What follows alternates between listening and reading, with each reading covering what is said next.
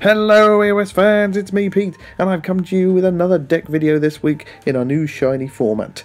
Now you may or may not know, but Robin and I now have a stable of warbands each, and we're picking from them randomly without telling the other person, so it gives that extra level of unknowing to our warband deck building, and we have to make them even more balanced than we may have done before. There is no risk of me thinking, well, I'm trying to be balanced but I know Moloch's coming at me, so I'm going to pick this card or that card or any of that nonsense.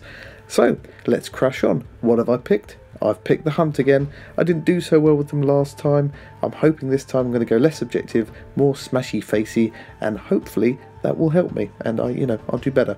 I've also concentrated putting most of my restricted cards into my objectives. Now it is worth pointing out that these cards have been picked with the old bar list in mind. The new one that came out this month has not been taken into account because we've already recorded the games before that came out, so there's not a lot I can do about that, unless I can invent a time machine. I've got Doc on that, but I don't rate its chances very much. So anyway, what have I picked? So I've picked some obvious cards and some slightly less obvious cards maybe. I've got Advancing Strike, Instant Score. I've got Chosen Champion because I am probably going to big up one or two of my people. I have Escalation because that's pretty much a given in every deck. Master of War because I was struggling to find cards to fill, and this one is Ploy, Upgrade and Objective, and I reckon I can pull that off. And I've got Superior Tactician, one of the new bar list cards, so that does take me over my 5 because of that, but I'm hoping I've got 4 instant score, so Superior Tactician should be fairly easy for me to score, hopefully, if it comes out a little later on. I then also have Supremacy because I've got enough people and I've got the speed to be able to grab 3 objectives, mostly regardless of wherever they are. Shining Example because all I've got to do is play an upgrade on someone to inspire them, and if I do that with Thedra, get another glory. Extreme Flank, which is now a banned card. It is completely not allowed, but right up until this point it was a must-have, and that's probably why it's now banned. I then got Fired Up, which is get somebody inspired.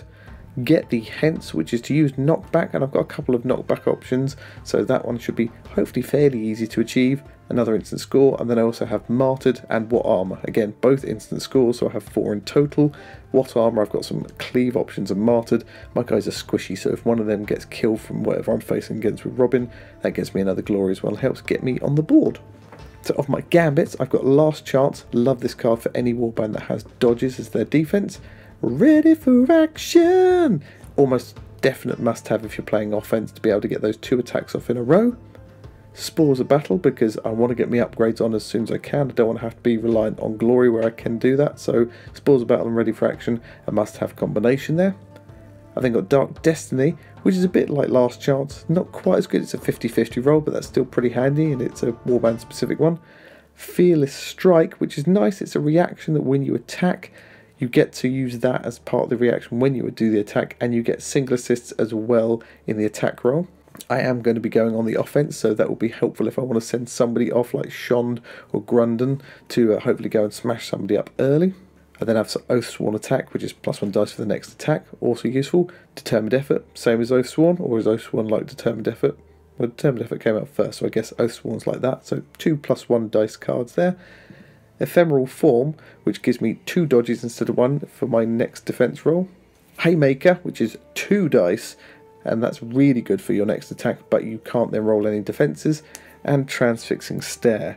Now Transfixing Stare I think is going to end up on the bar list as well. For now I'm going to take it wherever I can, but I think it's such a good card. Being able to stick a move take on anybody's enough to put the crimps on anybody's plans. And then my upgrades, I've got Acrobatic, pretty much again a must-have for dodging warbands because that extra defense dice is invaluable, especially when you're playing these guys because they only roll 1 defense dice. Deathly Fortitude, another one that's ended up on the restricted list. -2 move, +2 wounds is great. I've got a great strength in there, mostly because my guys, they don't hit very hard, so +1 damage is always nice. Light Armor next, again it's a must-have for dodge warbands I think because you're just not going to be saving that many attack rolls, so you might as well get an extra attack dice out of it. Shade Glass Sword. I like this one because it's 3 hammers, 2 damage, 3 damage if you manage to get a crit on it. 3 hammers is quite a nice solid amount of dice to roll. I've then got a specific upgrade, which is Grundan's Path, means that when he makes a charge action, both hammers and swords are successes. He will probably be my go-to man for doing the attacking, so I might as well give him as many chances to hit as I can. And then I've Path to Glory, really handy, very nice card to have, +1 wound and dice to somebody who already has an upgrade on them. Fame Crystal, mostly going for supremacy, but also to help with Grundan doing a charge. Mutating Maul, which gives me an option there for cleave or knockback, which helps me towards What armor and forget the hence. And Potion of Rage, +2 attack dice, get rid of the upgrade. It's a lovely card, +2 dice is always handy. The more instances of getting plus dice, the better, the more chance I've got of having successful attacks come off. So that's it, that's my warband. There's nothing subtle about it. I've got supremacy in there because it's quite an easy one to score for these guys, they're quite fast. I've gone for 4 instant score cards in there, which I think most of I can achieve, and the rest are hopefully fairly achievable regardless of what ends up coming out.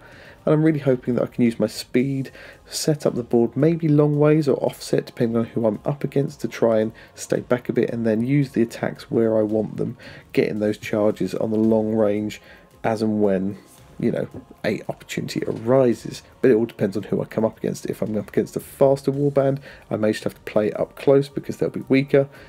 We shall see. So let me know, what cards would you not take for the hunt? What cards would you always take for the hunt when you're playing offensive?